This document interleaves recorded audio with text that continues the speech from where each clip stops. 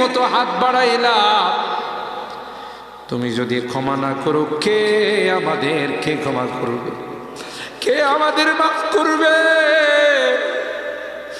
ভিক্ষুকে একজনের কাছে ভিক্ষা না পেলে আরেকজনের কাছে পায়, এক দুয়ার থেকে বিতাড়িত হলে আরেক দুয়ারে যায়।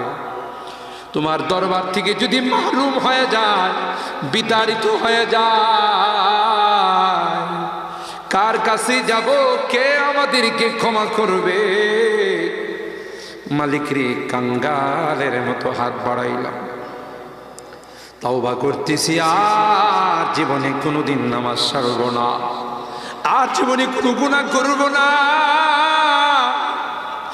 আর জীবনে কোনোদিন বেপরদায় চলব না, আর কোনোদিন সুদী লেনদেন করব না। কিয়ামতের কঠিন ময়দানে